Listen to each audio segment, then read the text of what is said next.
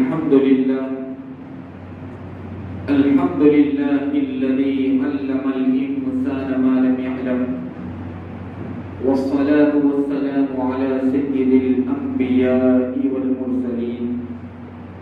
وعلى آله وأصحابه أجمعين. أما بعد فأعوذ بالله من الشيطان الرجيم. بسم الله الرحمن الرحيم. يا أيها الذين آمنوا اتقوا الله وقولوا قولا سديدا. صدق الله العظيم.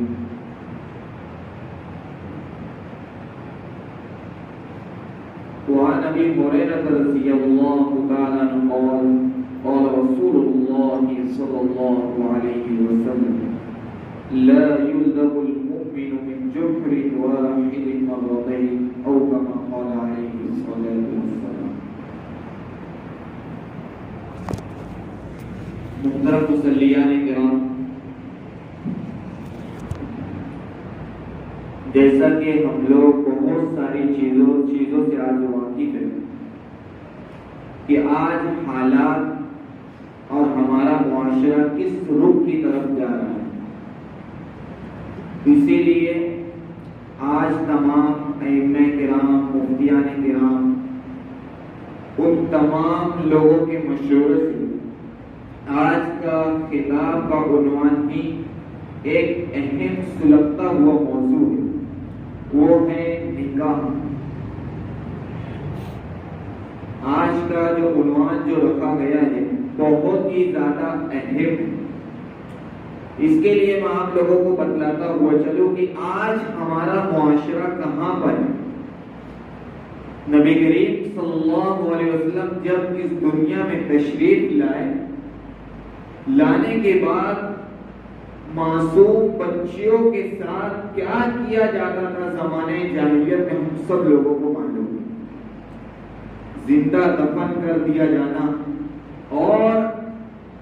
اپنے آپ کو یہ سمجھتے تھے کہ لڑکی گھر میں ہوگی، گویا کہ اپنے آپ کو منحوس سمجھتے تھے، اپنی شان سمجھتے تھے کہ لڑکی گھر میں ہے، ہماری شان گھٹے گی۔ اور اتنا ہی نہیں، ایک صحابی نبی کریم صلی اللہ علیہ وسلم کی خدمت میں حاضر ہوئے، کہنے لگے پہلے آپ کسی اور مذہب میں زندگی کا سفر کر رہے تھے، ایمان لانے کے بعد آپ تشریف لائے، کہنے لگے کہ کیا ایمان لانے کے بعد تمام گناہ معاف ہو جاتے ہیں؟ آپ صلی اللہ علیہ وسلم فرمانے لگے جی، ایمان لانے کے بعد پہلے زمانے جاہلیت کے تمام گناہ معاف ہو جاتے ہیں، لیکن وہ صحابی کہنے لگے کہ مجھ کو ڈر لگتا ہے کہ شاید ایک گناہ معاف نہیں کیا گیا ہو۔ وہ تفصیلی واقعہ ہے، وہ تفصیلی واقعہ آپ صلی اللہ علیہ وسلم کی خدمت میں پیش کریں کہ میں زمانے جاہلیت کے اندر باہر کسی سفر میں گیا تھا اور کئی ایام میرے گزر گئے، آنے کے بعد مجھ کو یہ خوشخبری سنانا تھا کہ آپ کے گھر میں کوئی بچے یا بچی کی ولادت ہوئی، لیکن ہماری اہلیہ ڈرتی تھی، وہ نہیں بتلائی، اور جو بچی کی جو ولادت ہوئی تھی ہماری بہن کے وہاں بھیج دی، اور جب وہ بچی کھیلنے لگی، بڑی ہو گئی، اور میں دیکھتی ہوں کہ اب جو میرے شوہر ہیں ان سے محبت کے ساتھ پیش آ رہے ہیں، ایک مرتبہ کھل کے میں راز کو فاش کر دوں، یہ سوچ کر راز کو فاش کی کہ شاید محبت اب دل و دماغ کے اندر پیوست ہو گئی، لیکن جیسے ہی مجھ کو معلوم پڑا کہ میرے سفر میں جانے کے بعد جو راز آج تک کے چھپایا گیا تھا وہ یہ ہے، یہ میری بچی، بس بہانہ تھا، اٹھے بچی کو لے کر گئے، زندہ دفن کر۔ نبی کریم صلی اللہ علیہ وسلم کی آنکھ سے آنسو جو گر رہے، آپ کہنے لگے آپ ابھی یہاں سے چلے جاؤ۔ یعنی کہنے کا مطلب یہ کہ زمانے جاہلیت کے اندر عورتوں کو کس مقام پر رکھا گیا تھا اور عورتوں کو کیا سمجھا جاتا تھا، عورتوں کے ساتھ کس طرح سے سلوک کیا جاتا تھا، عورتوں کو سماج اور معاشرے میں کوئی حصہ نہ ملے اس کے لیے ہر ممکن کوشش کی جاتی تھی، لیکن نبی کریم صلی اللہ علیہ وسلم جب تشریف لائے، تشریف لانے کے بعد تمام چیزوں کو صحابہ کرام اور اسلام کی کمان سنبھالنے والے تمام لوگوں کے سامنے عیاں فرمایا کہ سماج اور معاشرے میں مہذب کوئی چیز ہے تو وہ عورت ذات ہے۔ اور آج ہم خود اپنا محاسبہ کریں کہ آج ہمارے درمیان سے وہ تمام چیزیں جس طرح سے نکاح کے سلسلے میں جو چیز ہونا چاہیے آج اس میں دن بدن کمی پھر سے محسوس ہو رہی۔ اس کی وجہ یہ ہے کہ ہم نے جس طرح سے سنت اور قرآن کو جس طرح سے مضبوطی سے تھاما ہوا ہے، اسی کے ساتھ ساتھ بدعات اور خرافات جنم لے رہی ہے۔ اور ہم یہ سمجھتے ہیں، ہمارے معاشرے کا ایک عظیم طبقہ یہ سمجھتا ہے کہ یہ تمام چیز ہمارے بڑے لوگوں سے آتے گئی ہے اور یہ ہمارے پاس آئی ہے اور یہ ہمارے بچوں میں بھی منتقل ہوگی۔ آج جس طرح سے حیا کی چادر چاک کی جا رہی ہے، شاید اس سے پہلے حیا کی چادر کو چاک کیا گیا ہوگا۔ ایک مشہور واقعہ ہے، حضرت شعیب علیہ السلام کی 2 بیٹیاں کنویں کے پاس تشریف لائی، ان کے ساتھ بکریاں ہیں۔ بتلانے کا مقصود یہ ہے کہ آج ہم اپنا محاسبہ یہ کر سکتے ہیں کہ آج ہمارے گھر کی خواتین کتنا زیادہ پردے کا اہتمام کرتی ہے اور کتنا زیادہ تمام چیزوں کا اہتمام کرتی ہے جو نبی کریم صلی اللہ علیہ وسلم جب اس جہاں میں آنے کے بعد اسلام کی تعلیمات کو عورتوں کے ساتھ کس طرح سے پھیلایا، کس طرح سے لوگوں کے اندر منتقل کرنے کے لیے ہر ممکن کوشش کی، تو آج وہ تمام چیزیں کمی ہونے کی وجہ سے معاشرہ دوسری طرف رخ اختیار کر رہا ہے۔ اور اس کی ایک وجہ حیا ہے۔ حضرت شعیب علیہ السلام کی 2 بیٹیاں ہیں، کنویں کے پاس تشریف لانے کے بعد ان کے ساتھ بکریاں ہیں۔ دیکھتے ہیں کہ ایک نوجوان شخص ہے، پیچھے نکاح کیا ہوا ہے، تو نوجوان شخص ان 2 بچیوں سے پوچھ رہا ہے کہ آپ یہاں پر کیوں کھڑے ہو؟ کہنے لگے کہ ہم روزانہ آتے ہیں، ایک روایت میں کہ ایک دن ناغہ کر آتے ہیں، آنے کے بعد ہم انتظار کرتے ہیں جب یہاں کے جو بستی والے ہیں جب اپنی بکریوں کو پانی پلا کر چلے جاتے ہیں، اس کے بعد ہم ہماری بکریوں کو پانی پلاتے ہیں۔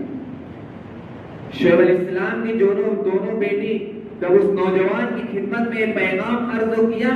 تو نوجوان نیچے نگاہ کرتے ہوئے ان بکریوں کو پہلے پانی پلایا۔ قرآن مجید میں آیا ہے تمشی علی استحیاء۔ اللہ پاک نے یہ الفاظ کو حضرت شعیب علیہ السلام کی دونوں جو بیٹی تھی اتنا پسند آیا کہ قرآن مجید کی ایک آیت کا ٹکڑا بنا دیا۔ جب وہ دونوں لڑکی جب گھر پر حضرت شعیب علیہ السلام بوڑھے ہو چکے تھے اور مجبوری یہ تھی کہ شعیب علیہ السلام کے پاس مالی طور پر اتنی وسعت نہیں تھی کہ کسی خادم کو بھی رکھے، تو اسی لیے گھر کی دونوں بچیاں اپنے گھر کے جو جانور تھے اس کو خود چرایا کرتے۔ آنے کے بعد خدمت میں پیش کی کہ میں ایک ایسے نوجوان کو دیکھ کر آ رہی ہوں جس کی نگاہ نیچے ہے، اور ایک ایسے نوجوان کو دیکھ کے آ رہی ہوں جو پہلے پانی سیراب کرنے سے پہلے ہم تمام لوگوں کو اور ہماری بکریوں کو سیراب کر رہے ہیں۔ حضرت شعیب علیہ السلام سمجھ گئے کہ یہ کوئی متقی اور پرہیزگار انسان کی علامت نظر آ رہی، کہنے لگے جاؤ اس نوجوان کو لے کر آ جاؤ۔ اللہ پاک کہہ رہے ہیں تمشی علی استحیاء، حیا کے ساتھ حیا کے بل چلتے ہوئے لڑکی آئی اور کہنے لگی ہمارے والد آپ کو بلا رہے ہیں۔ جب خدمت میں حاضر ہوئے اور دیکھے کہ وہ نوجوان جو شخص تھا اللہ پاک نے ان کو وقت کے نبی کی دولت سے نوازا اور اسی وقت اسی بات پر اپنی ایک بیٹی کا نکاح ان سے کروا دیا جن کا نام نامی اسم گرامی حضرت موسیٰ علیہ السلام ہے۔ کہنا یہ ہے کہ آج ہمارے سماج اور معاشرے سے حیا نکل رہی ہے، جس کی وجہ سے آج ہمارا سماج اور معاشرہ کسی دوسرے رخ کی طرف جا رہا ہے۔ ان یقولوا فقراء، یہ الفاظ قرآن مجید میں آیا ہے کہ وہ لوگ جو شادی کی عمر کو پہنچ چکے ہیں اور نکاح نہیں کرتے، ان لوگوں کے لیے اللہ پاک نے یہ نکاح اور یہ قرآن مجید میں ٹکڑا پیش کر یہ جواب دینا چاہتے ہیں کہ اگر غیر شادی شدہ زندگی گزارو گے اور شادی کے بعد کی زندگی گزارو گے تو تمام چیزوں کو واضح فرمایا ہے۔ شادی کرنے کے بعد اللہ پاک اپنی طرف سے ہونے والے نکاح میں برکت عطا فرماتے ہیں۔ ایک روایت میں آیا کہ اللہ پاک 3 لوگوں کی ضمانت لیے ہیں۔ اللہ پاک 3 ایسے شخص ہیں جن کی نصرت اور مدد کی ذمہ داری خود لی ہے۔ ایک وہ ہے جو غلام کو آزاد کر دے، دوسرا وہ ہے جو بنجر زمین کو آباد کر دے، تیسرا وہ شخص ہے جو شادی کی عمر کو پہنچ جائے اور اللہ پر بھروسہ کرتے ہوئے نکاح کر لے۔ نکاح کرنے کے بعد بہت ساری خرافات اور گناہ سے اللہ پاک محفوظ رکھتے ہیں۔ آج ہمارے سماج اور معاشرے میں اگر ہم خود غور کریں گے کہ نبی کریم صلی اللہ علیہ وسلم کے زمانے میں نکاح کتنا آسان تھا اور زنا کتنا مشکل تھا، لیکن آج اس کے برمقابل اگر ہم یہ غور کریں گے آج زنا اور گناہ آسان ہوتے جا رہا ہے اور نکاح دن بدن مشکل ہوتے جا رہا ہے۔ سامنے سے ایک صحابی تشریف لا رہے ہیں جو عشرہ مبشرہ میں عبد الرحمن بن عوف رضی اللہ تعالی عنہ، ان کے کپڑے کے اوپر کچھ خوشبو نظر آئی۔ آپ پوچھنے لگے عبد الرحمن کہ آپ نے نکاح کر لیا؟ کہنے لگے جی میں نے نکاح کر لیا۔ آپ نے ان کو بارک اللہ لک دعا فرمائی، یعنی نکاح کتنا آسان تھا اور آج ہمارے سماج اور معاشرے میں نکاح کو اتنا مشکل بنا دی، چاہے وہ جہیز کی لعنت ہو، چاہے پھر مردوں کی طرف سے عورتوں کی طرف بہت ساری چیزوں کی ڈیمانڈ کی جائے، چاہے پھر وہ آنے والے مہمان کی مہمان نوازی میں بہت سارے روپیوں کو بہایا جائے، چاہے پھر وہ ہمارے فنکشن ہال کے اندر بڑی بڑی تقریب کو پیش آنے والی تمام چیزوں کے انتظام میں پیسے کو خرچ کیا جائے، ان تمام چیزوں کی وجہ سے آج نکاح مشکل ہوتے جا رہا ہے۔ مسلمانوں نکاح اللہ پاک نے نکاح جیسی جو نعمت عطا فرمائی ہے، دیگر مذہب کے اندر اگر ہم اٹھا کر دیکھیں گے ان لوگوں کے اندر ایسا ہے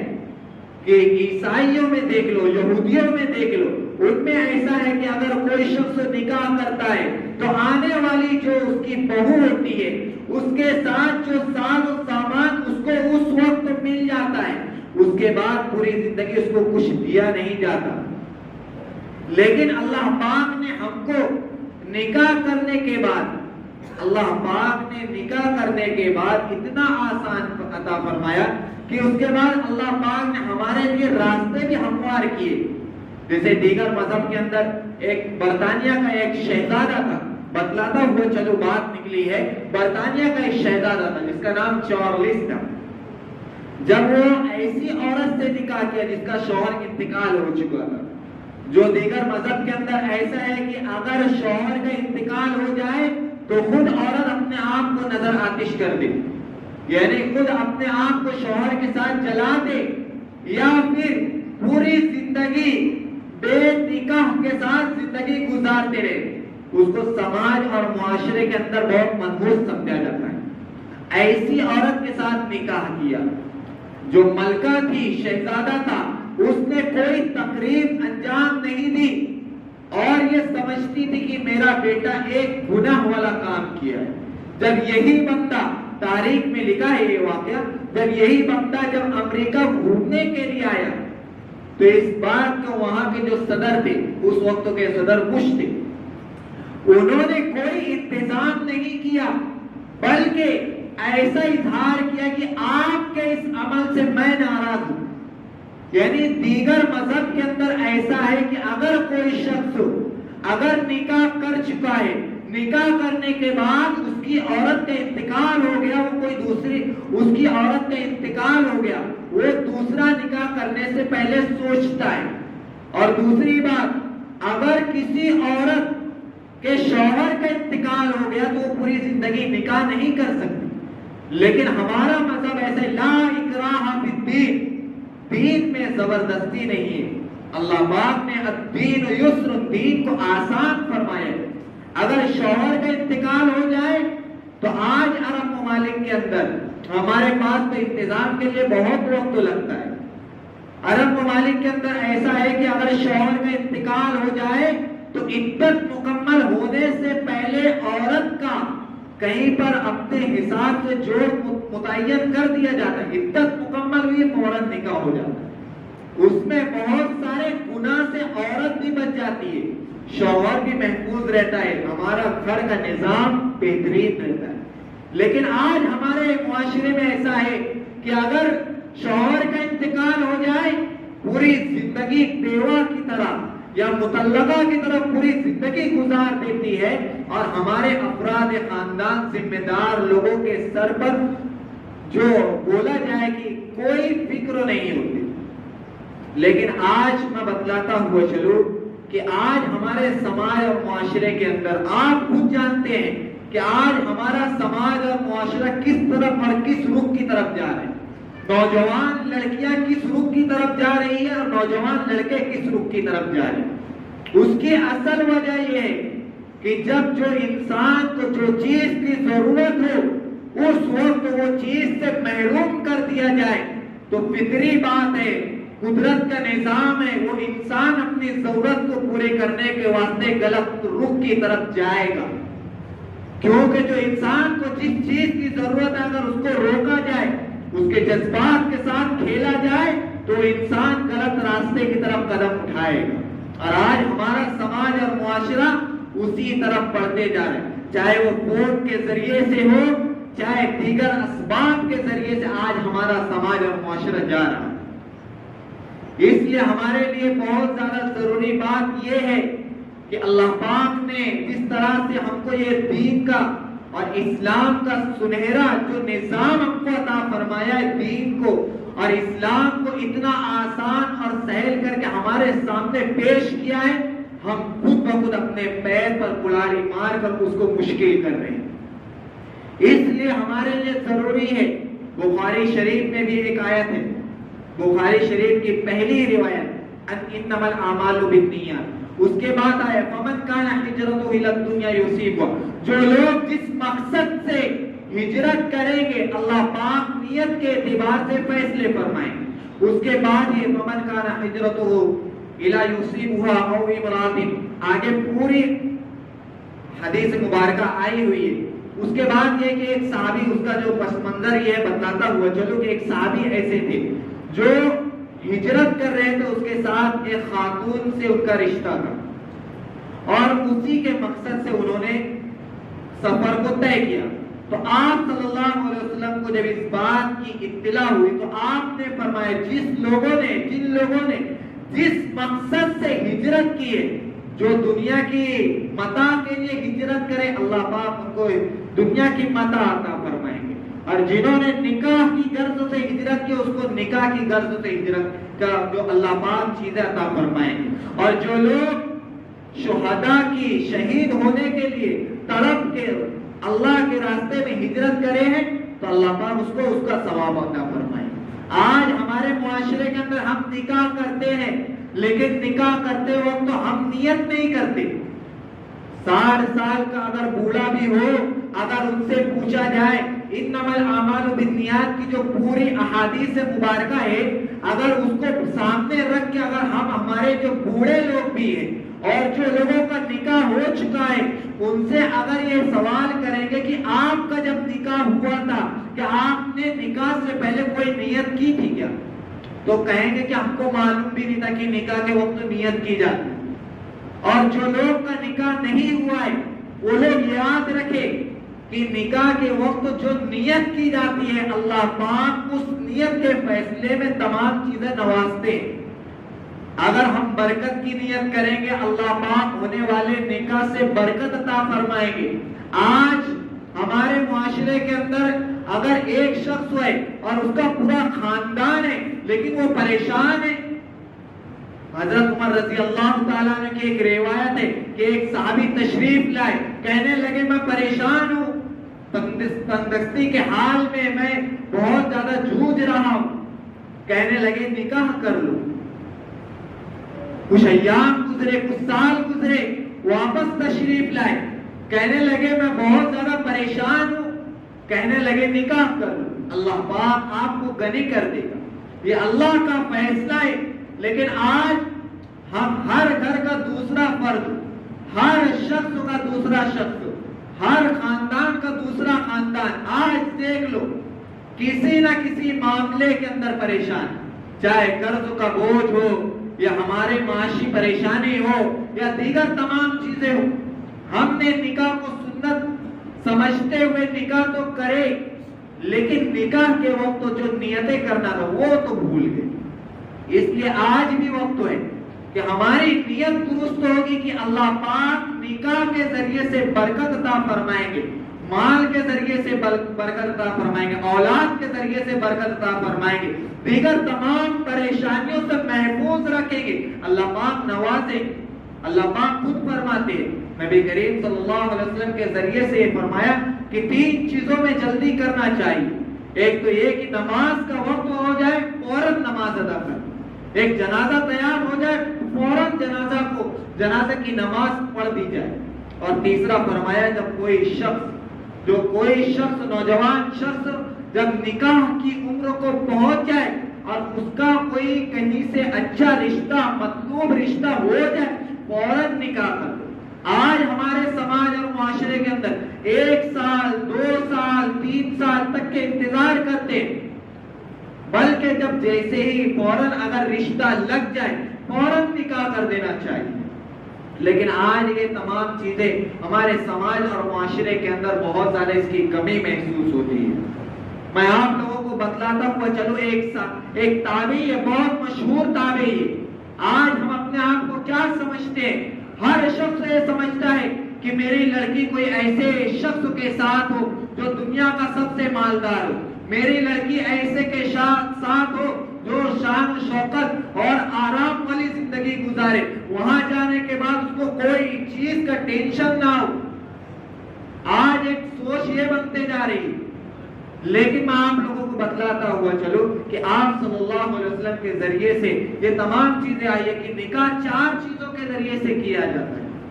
مال کے ذریعے سے, جو انسان کے پاس مال ہوتا ہے لوگ رغبت کرتے ہیں. دوسرا یہ فرمایا جمال کے ذریعے سے, خوبصورتی کے ذریعے سے نکاح کیا جاتا ہے. تیسرا حسب نسب کی وجہ سے نکاح کیا جاتا ہے. اور چوتھا دینداری دیکھ کر نکاح کیا جاتا ہے. لیکن جو لوگ دینداری دیکھ کر نکاح کرتے ہیں اللہ پاک نبی کریم صلی اللہ علیہ وسلم کو ان تمام لوگوں کو کامیاب فرمایا. لیکن آج ہمارے سماج اور معاشرے کے اندر ایسا ہے کہ ہم یہ دیکھتے ہیں, دیکھنے سے نکاح سے پہلے سوچتے ہیں کہ کتنا زیادہ خوبصورت ہے, کتنا زیادہ مالدار ہے, کون سے قبیلے سے ہے, کون سے مسلک سے ہے, کون سی برادری سے ہے, کون سی سوسائٹی سے ہے, تمام چیزیں نوٹ کرتے. آپ صلی اللہ علیہ وسلم نے دیگر قبیلوں سے نکاح فرمایا ہے.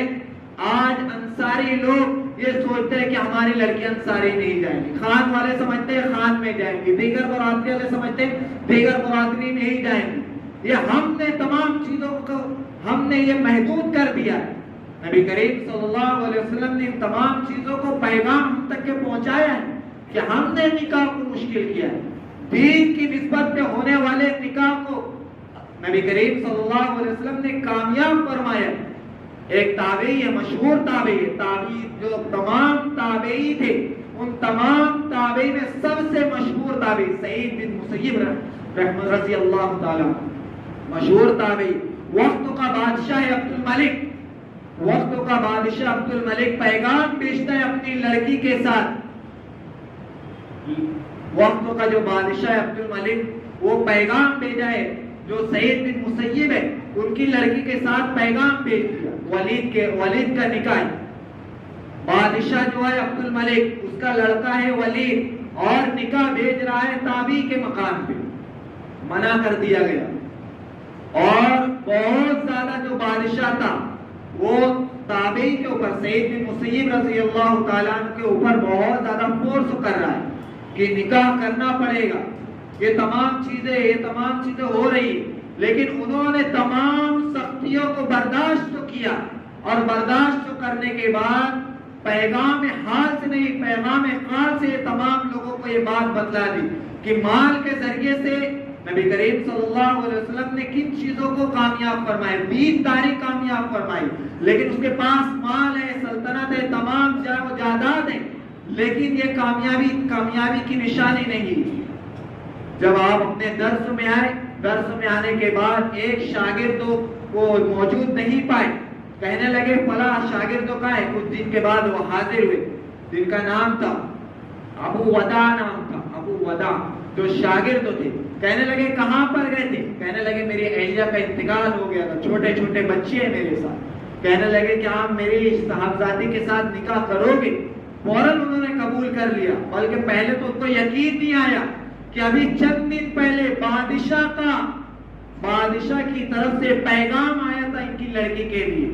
فوراً نکاح کر دیا۔ دینداری کو مقصود اور دینداری کو آگے بڑھانے کے لیے انہوں نے قدم اٹھایا۔ یہ تمام چیزیں آج ہمارے معاشرے کے اندر سے مٹ رہی۔ بہت سارے لوگ یہ بھی سمجھتے ہیں علماء کرام کو اگر لڑکی دیں گے کہاں سے کھائیں گی، کہاں سے رہیں گی، کہاں سے سکون کی زندگی گزاریں گی۔ اللہ پاک نے دینداری کو، جو دینداری اصل کامیابی ہے، دیکھ لو آج سماج اور معاشرے میں علماء کرام جتنی اطمینان کے ساتھ زندگی گزارے، خود اپنا محاسبہ آپ خود کرو۔ اور بہت سارے لوگوں کا یہ سوچ بن چکی ہے کہ اگر عالمہ لڑکی ہے، عالمہ لڑکی لانے کے بعد ہمارے گھر میں کیسے رہیں گی، اس کو بہت ساری چیزیں پکاتے، گھر کا نظام چلاتے نہیں آتا۔ آپ خود دیکھ لیجئے کہ ہمارے خاندان کے اندر کتنی عالمہ لڑکی ہے اور کس طرح سے خوشگوار زندگی گزار رہی ہے۔ اصل کامیابی دینداری ہے مسلمانوں، دینداری کو اصل ماننا ہے، لیکن آج ہم کس رخ کی طرف جا رہے ہیں؟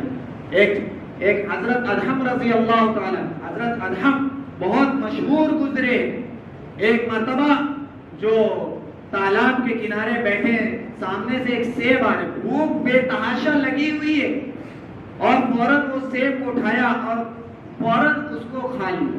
تھوڑی دیر کے بعد خیال آیا کہ یہ جو سیب میں کھایا ہوں یہ نہ جانے کس کا ہے، میں تو کوئی غلط چیز استعمال کر لوں۔ اس کی تلاش میں نکلے، قریب میں ایک باغ تھا، باغ کے دروازے پر پہنچے، آواز دی، دستک دی، تو وہاں سے ایک لڑکی نکلی، کہنے لگے میں یہ سیب کھا لیا۔ کہنے لگے کہ یہ جو باغ ہے آدھا باغ کسی اور بادشاہ کا ہے اور آدھا باغ کسی اور کا ہے، میں تو آدھا سیب معاف کر دیتی، لیکن آدھا جو سیب ہے وہ بخارا سے 10 دن کے سفر پر ایک بادشاہ جا رہا ہے، وہ اس کا ہے۔ فوراً حضرت ادہم رحمت اللہ علیہ فوراً نکلے، تمام چیزوں کو چھوڑے، فوراً نکل گئے، بادشاہ کی خدمت میں حاضر ہوئے، کہنے لگے کہ میں فلاں نہر کے پاس بیٹھا تھا، تالاب کے پاس بیٹھا تھا، وہاں سے ایک سیب گزر رہا تھا، تمام واقعہ بتلا دی۔ کہنے لگے میں اس وقت تو آدھا سیب کو معاف کروں گا جب آپ میری بچی سے نکاح کریں، کیونکہ میں یہ بات سنا ہوں کہ دینداری جو چیز ہوتی ہے اللہ پاک اس میں برکت دیتے ہیں، تمام چیزوں کے اعتبار سے اللہ کی مدد اور نصرت ہوتی ہے۔ میں یہ بات سنا ہوں، میں میری بچی کو دینا چاہتا ہوں، آپ قبول کریں۔ حضرت ادہم رحمت اللہ علیہ فوراً قبول کر لیے، اور نکاح کرنے کے بعد چند ایام گزرے تھے کہ آپ کی وفات ہو گئی، اور اسی سے ایک بیٹا اللہ پاک نے نوازا جس کا نام ابراہیم تھا۔ حضرت ابراہیم بن ادہم کے نام سے ہم جانتے ہیں، اللہ پاک نے سماج اور معاشرے کی برائی کو مٹانے کے لیے حضرت ابراہیم بن ادہم کو قبول کیا۔ اس کی اصل وجہ کیا تھی؟ نکاح آسان کرے، دینداری کو مقصود اور دینداری کو سامنے رکھا، تو اللہ پاک نے ہونے والے بچے میں یہ برکت عطا فرمائی۔ اس لیے آج ہمارے لیے بہت زیادہ ضروری ہے کہ آج ہمارے سماج اور معاشرے کے اندر زنا بھی عام ہوتے جا رہے ہیں، چاہے وہ فون کے ذریعے سے ہو، بڑی عمروں کو پہنچ چکے، 50 سال 40 سال کی عمروں کو پہنچ چکے، لیکن آج ہمارے دماغ کس رخ کی طرف جا رہے ہیں؟ میں آپ لوگوں کو بلا کسی کوئی انسان کو یا کسی چیز کو ٹارگٹ کرتے ہوئے یہ بات کہہ رہا ہوں کہ آج ہمارے سماج اور معاشرے میں تمام چیزیں ہو رہی ہیں۔ اس کی اصل وجہ یہ ہے کہ آج ہم نے دینداری کو جس طرح سے مضبوطی سے تھامنا تھا، آج جس طرح سے نکاح کو آسان کرنا تھا، آج جس طرح سے سماج اور معاشرے کے اندر نکاح کے تعلق سے جو خرافات ہو رہی تھی اس پر قدم رکھنا تھا، آج جس طرح سے نبی کریم صلی اللہ علیہ وسلم کی سنتوں کو تھامنا تھا، ہم ان تمام چیزوں کو چھوڑ کر زندگی گزار رہے ہیں، تو وہ تمام چیزیں آج ہمارے دل و دماغ کے اندر پیوست ہوئے اور وہ ہم کو کسی بھی رخ کی طرف لے کر جا رہے ہیں۔ اس لیے آج ہمارے لیے ضروری ہے کہ آج کے بعد جتنے بھی نکاح ہو یہ نیت کر لو، ایک تو یہ ہے کہ جو لوگ بے نکاحی زندگی گزار رہے ہیں وَأَنْكِحُوا الْأَيَامَ أَن يَكُونُوا فُقَرَاءَ، امام شافعی رحمۃ اللہ علیہ کہتے ہیں کہ أَن يَكُونُوا فُقَرَاء کے پڑھنے کے بعد میں یہ بات کہتا ہوں، جو شخص نکاح نہیں کرے گا أَن يَكُونُوا فُقَرَاء، وہ بے وقوف ہے، کیونکہ اللہ پاک خود فرما رہے کہ نکاح کے اندر تمام اسباب جو دنیا کے اعتبار سے اللہ پاک ان تمام اسباب کو مٹانے والے ہیں، جو مصیبتیں آنے والی اس کو مٹانے والے ہیں اور اس میں برکت دینے والے ہیں۔ بے وقوف ہے وہ انسان۔ لیکن میں آپ لوگوں کو یہ بات بھی کہتا ہوا چلو کہ آج ہمارے سماج اور معاشرے کے اندر بہت ساری عورتیں ایسے ہیں جو مطلقہ ہے، بیوہ ہے۔ آج ہمارے سماج میں یہ چیز ہے کہ ہم سمجھتے ہیں کہ اگر بے نکاح جو لوگ زندگی گزار رہے ہیں، جو لوگ مطلقہ ہے، بیوہ ہے، ہم یہ سمجھتے ہیں اگر ان سے نکاح کریں گے معیوب، ہم اپنے آپ کو معیوب سمجھتے ہیں۔ نبی کریم صلی اللہ علیہ وسلم صرف حضرت عائشہ صدیقہ رضی اللہ تعالیٰ جو ایسی صحابی تھی جو